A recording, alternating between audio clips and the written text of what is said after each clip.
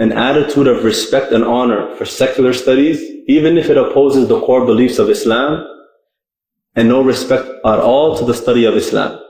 And so just speak to some elders who've been in the West now, and if they'll ask you what you've studied in university, secular studies. If you have a degree, a master's, PhD in secular studies, you're respected, you're honored, you're praised. If you say to them that you went overseas to go seek knowledge of the deen, they'll look at you like you're crazy. What did you do with your time? How is that going to earn you a living? That's one of the first things that they're going to ask you.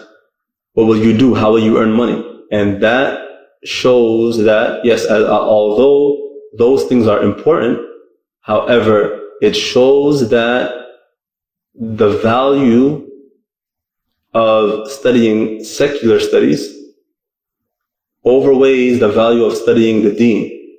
And that is because studying the deen is something for the hereafter. It is to practice your religion and obey Allah as He wants you to obey Him in order for you to attain Jannah in the hereafter. However, secular studies, more often than not, is how you earn a living in this life. It is for this life specifically.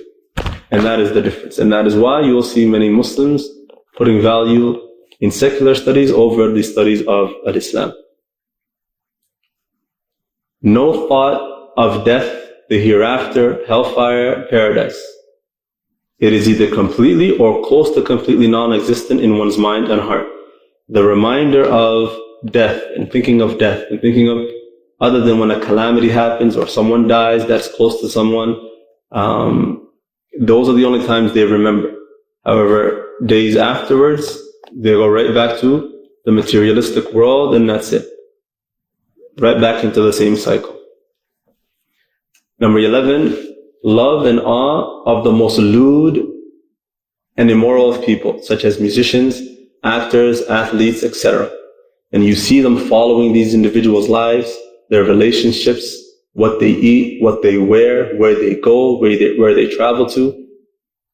And their entire lives are dedicated to following these individuals. And when you see people loving the worst of people on this earth in that manner, know that it is due to the glorification of that lifestyle that they've succumbed to. They've become products of the glorification and promotion and beautification of a life of no consequences, ultimate freedom, and no concept of you will die and you will have to answer to these actions of yours. And that is the unfortunate part.